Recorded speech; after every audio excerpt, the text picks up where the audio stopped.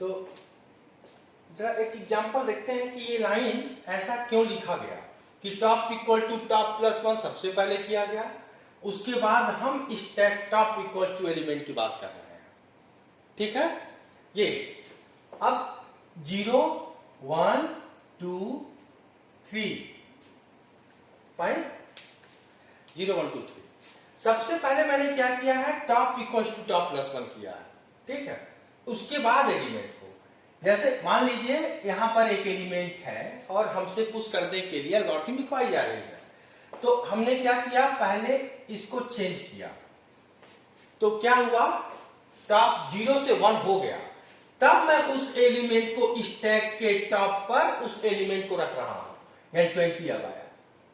ठीक, अब कह रहा है कि मान लीजिए स्थिति ये है 30 एंड 40, जब हमको पुश ऑपरेशन परफॉर्म करने के लिए कहा गया उस समय स्टैक की स्थिति ये है। हम ये लाइन पहले क्यों लिख रहे हैं, उसके बाद ये क्यों लिख रहे हैं, इसी को बताने की बात कर रहे हैं।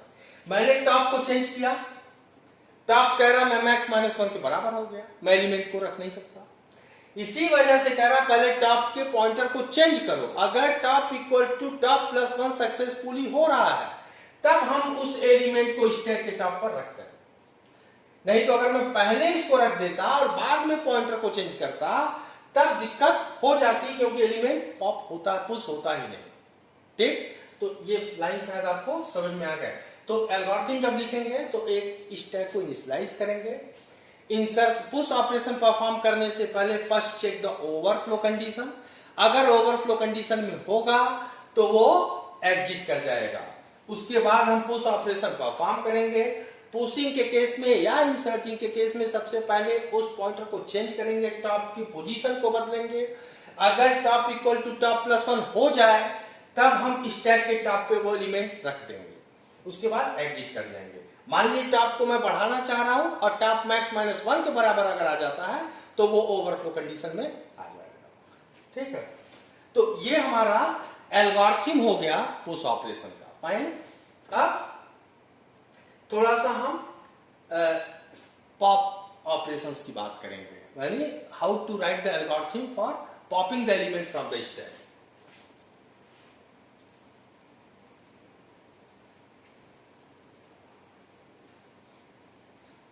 बहुत सिंपल है, लग रहा होगा आपको।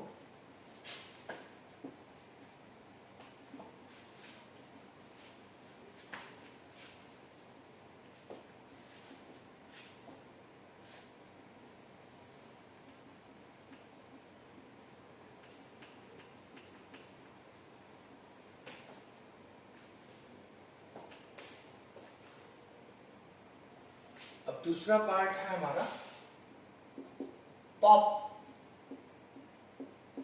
Pop element from stack,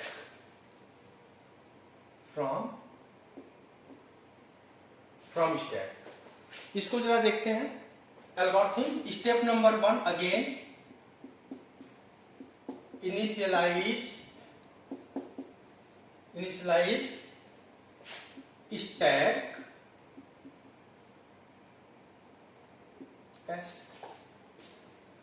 step number 2, अब पॉप के लिए लिख रहे हैं, स्टैक से करें एक ऐसा एल्गोरिथम लिखिए जो पॉप ऑपरेशन परफॉर्म कर दे। फाइन, पॉप ऑपरेशन परफॉर्म करता है। तो पॉप ऑपरेशन में क्या करेंगे, first check the underflow condition. अगर स्टैक में एलिमेंट नहीं होगा तो हम पॉप ऑपरेशन परफॉर्म कर ही नहीं सकते हैं। तो कह रहा है पॉप ऑपरेशन परफॉर्म करने से पहले सबसे पहले अंडरफ्लो कंडीशन को चेक कर लिया जाए। तो कह रहा है कि check underflow condition if top equals to -1, अगर टॉप -1 के बराबर है then print the underflow condition, then print underflow condition. Okay, now step number 3, अगर अंडरफ्लो कंडीशन ट्रू हो गई, ये कंडीशन ट्रू हो गया तो हम उस स्टैक से एग्जिट हो जाएंगे, because we can't perform the pop operation. ठीक, एग्जिट हो गए। अब मानते हैं कंडीशन फॉल्स है, टॉप इक्वल्स टू -1 नहीं है, यानी स्टैक में एलिमेंट है, क्योंकि अगर स्टैक में एलिमेंट है तो टॉप की पोजीशन -1 हो ही नहीं सकती। तो हम जब पॉप ऑपरेशन या डिलीशन ऑपरेशन की बात करेंगे तो हम कभी भी ओवरफ्लो कंडीशन की बात नहीं करेंगे, हम हमेशा अंडरफ्लो की बात करेंगे। अंडरफ्लो में होगा तो एलिमेंट नहीं होगा और हम पॉप ऑपरेशन या डिलीशन ऑपरेशन परफॉर्म नहीं कर सकते। तो कह रहे कंडीशन फॉल्स हुई है, तो वहां पे step number 4, pop the element from stack. ठीक है, कह रहे क्या करना पड़ेगा, इस तरह किस एलिमेंट को हमें पॉप करना है जो सबसे टॉप पर है, कहां, स्टैक के टॉप पे। तो element equals to stack top. अब देखिए नोटेशन बदले हैं, वहां पर मैंने क्या किया था, top equals to top +1 then stack के टॉप पे एलिमेंट रख दिया था। अब कह रहा है कि पॉप के केस में पहले वो एलिमेंट कौन है, वो एलिमेंट जो स्टैक के टॉप पर है। ये जरूर ध्यान रखना है, कौन सा एलिमेंट पॉप करना है, जो स्टैक के टॉप पे है। तो एलिमेंट जो स्टैक के टॉप पोजीशन पे, जैसे ही ये हटेगा, जैसे ही पॉप होगा, टॉप की पोजीशन डिक्रीज कर जाएगी। Then top equals to top -1 and exit. ठीक, ये लाइन समझ में आई। सबसे पहले जैसे मैं ये कह रहा हूं कि ये स्थिति बन सकती है, ठीक है, 0 1 2 एंड 3, यहां पर 15 है, 10 है, 5 है। कह रहा है कि पॉप करो, तो कौन सा एलिमेंट पॉप करना है, हमें ये थोड़ी बताना है 15 करना है, जो स्टैक के टॉप पे होगा वही पॉप होगा। तो कह रहा है ये एलिमेंट कहां पर है, स्टैक के टॉप पर होगा, क्योंकि लीफो प्रिंसिपल काम करता है। जैसे ही ये हटेगा, टॉप कहां जाएगा, 1 पे आ जाएगा, तब ये लाइन चलेगी। तो देखा आपने कितना सिंपल है एल्गोरिथम। एल्गोरिथम याद नहीं करना है, बनाना है उसके ऑपरेशंस के हिसाब से। कि पुश करना है तो बिना ओवरफ्लो कंडीशन चेक के नहीं कर पाएंगे। अब हमें अगर अंडरफ्लो कंडीशन, अगर हमें पॉप करना है तो अंडरफ्लो कंडीशन चेक करना पड़ेगा, हो सकता है उसमें एलिमेंट हो ही ना और हमको पॉप करने के लिए कहा जा रहा है। तो ये हम एल्गोरिथम देख पाए हैं। अब जरा देखते हैं कि फंक्शन कैसे लिखेंगे इसका। अगर स्टैक के फंक्शंस की बात की जाए तो how to write the function of stack. तो ये देख पा रहे हैं आप, सिंपल है,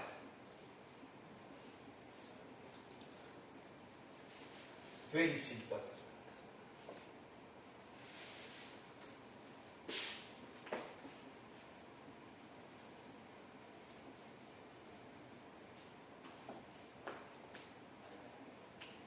फंक्शन को आप जानते होंगे कि फंक्शन क्या है।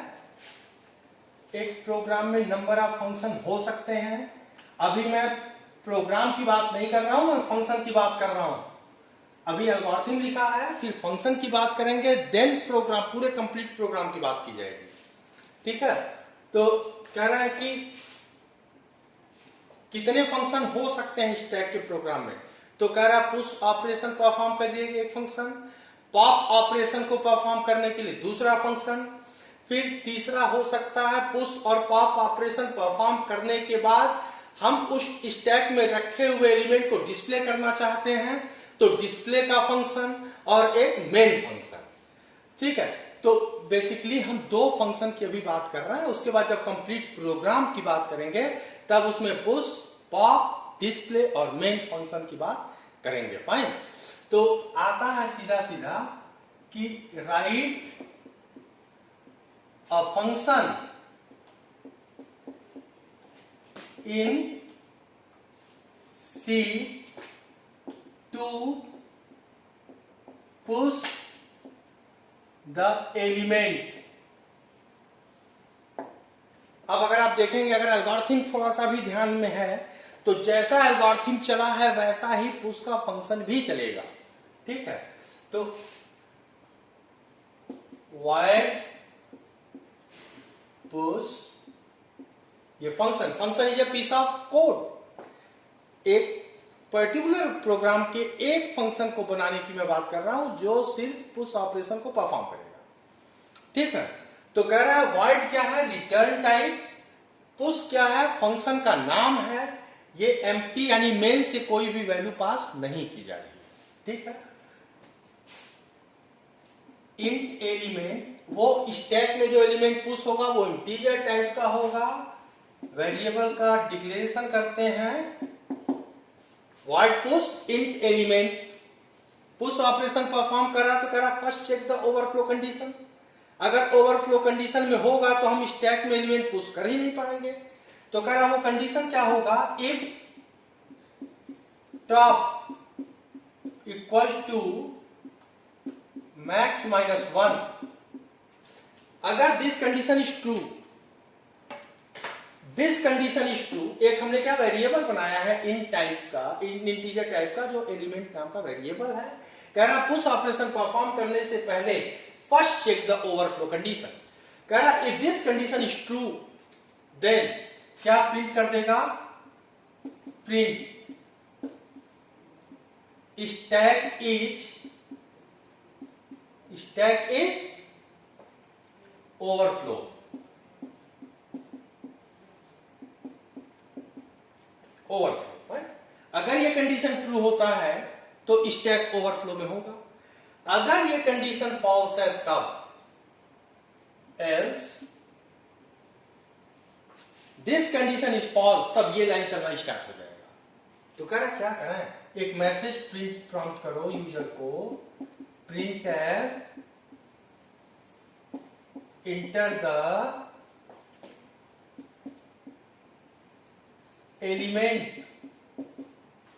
ठीक, अब यूजर क्या करेगा, इनपुट करेगा, क्योंकि मैसेज दिया गया है यूजर को कि एक नंबर को एंटर करो या एलिमेंट को एंटर करो, %d एंड एलिमेंट। बहुत सिंपल है, जैसा आपने एल्गोरिथम लिखा है वैसा ही फंक्शन लिखने की बात की जा रही है। अब क्या करें, सबसे पहले टॉप की पोजीशन को चेंज करो, top equals to top plus 1 हो गया, क्योंकि ये कंडीशन फॉल्स हुई है तब ये लाइन चलना स्टार्ट हुआ है। तो top equals to top plus 1, then stack top equals to element, बस फंक्शन इज ओवर। जैसा एल्गोरिथम था बिल्कुल वैसा ही चला है, printf scanf top equals to top plus 1, stack top equals to element, then function is close. ठीक, तो ये हमारा क्या हो गया, पुश ऑपरेशन का एक मैंने फंक्शन सिर्फ लिखा है, ना कि पूरा कोड लिखा है। जब हम एक पूरा कोड पे बात करेंगे तब उसमें नंबर ऑफ फंक्शंस में be possible, like push, pop, display and make. ठीक है, तो इसको देख के समझिए, फिर हम लोग डिस्कस करेंगे इसको क्लास में। ठीक है, तो ये देख सकते हैं और इसको नोट डाउन कर सकते हैं। ये फंक्शन का नाम, रिटर्न टाइप, कोई भी value as a parameter pass नहीं की जा रही है, एक इंट एलिमेंट नाम का वेरिएबल। हम पुश ऑपरेशन परफॉर्म करने से पहले first check the overflow condition, अगर ये कंडीशन हमारी ट्रू करती है तो स्टैक ओवरफ्लो कंडीशन में होगा और वहां से बाहर आएंगे। If this condition is false then this line is proceeding. ठीक है, तो एक मैसेज प्रॉम्प्ट होगा, यूजर इनपुट करेगा, फिर टॉप की पोजीशन टॉप प्लस 1 होगा, फिर स्टैक के टॉप पे एलिमेंट प्लेस्ड हो जाएगा, दैट्स ऑल। ठीक है, अब जरा हम लोग पॉप ऑपरेशन के लिए कैसे लिखेंगे ये देखते हैं।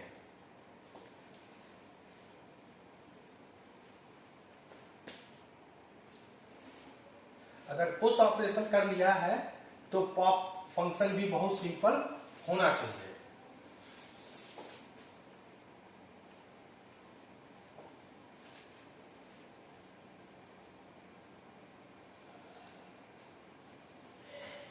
ठीक है, यहां पर करना है पॉप। पॉप ऑपरेशन की बात करेंगे हम लोग, यहां पे लिखना है pop. write a function in C to pop the element from the stack. Fine? तो कह रहा उसी तरह का बिल्कुल चलेंगे. void pop. pop is a function name. return type कुछ भी नहीं, nothing, क्योंकि void लिखा गया है उस फंक्शन के नाम से पहले. कोई भी वैल्यू मेन से पास नहीं की जा रही है. तो इसमें क्या करना है, अगेन एक वेरिएबल इंट नाम का, इंट टाइप का एलिमेंट अब पॉप करना है. तो first check the underflow condition. अगर स्टैक में एलिमेंट नहीं होगा तो हम पॉप नहीं कर पाएंगे. इफ टॉप इक्वल्स टू -1, ये कंडीशन अगर ट्रू है then stack is underflow condition. printf stack is underflow. ठीक है. अब कह रहे हैं ये कंडीशन अगर ट्रू है तब तो हम अंडरफ्लो कंडीशन में आएंगे और बाहर हो जाएंगे. ठीक है. एल्स अगर दिस कंडीशन इज फॉल्स, अगर ये कंडीशन फॉल्स होती है, टॉप इक्वल्स टू -1, यानी स्टैक में एलिमेंट है. टॉप की पोजीशन -1 के अलावा कोई हो सकती है. तो कह रहे हैं कि क्या करें, एलिमेंट हमें पॉप करना है. एलिमेंट कौन सा, जो स्टैक के टॉप पर है. स्टैक के टॉप पर एलिमेंट हटेगा तो टॉप की position, top equals to top -1. Fine. अब कह रहा प्रिंट कर दो. जब ये एलिमेंट हटा है टॉप की पोजीशन इतना है तो प्रिंट करो. Print f %d has been deleted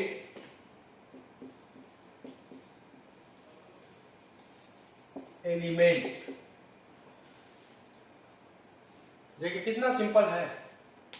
जैसा आपने एल्गोरिथम लिखा था वैसा ही फंक्शन चला. यहां देखिए एलिमेंट हटने के बाद टॉप को चेंज किया और प्रिंट कर देगा कि टॉप की पोजीशन डिक्रीज हो गई है. तो आज हम लोगों ने स्टैक के डिफिनीशन को देखा, बेसिक कंडीशंस को देखा, ऑपरेशंस को देखा, कुछ वैल्यू को लेकर के हमने टॉप की पोजीशन कम या ज्यादा करके बताया, अंडरफ्लो ओवरफ्लो को बताया, एल्गोरिथम की बात की पुश और पॉप के, और दो फंक्शन की बात किया, पुश और पॉप फंक्शन को. तो आज इस लेक्चर को ही कंप्लीट करते हैं. अब नेक्स्ट लेक्चर में हम स्टैक के कंप्लीट प्रोग्राम की बात करेंगे. Thank you very much.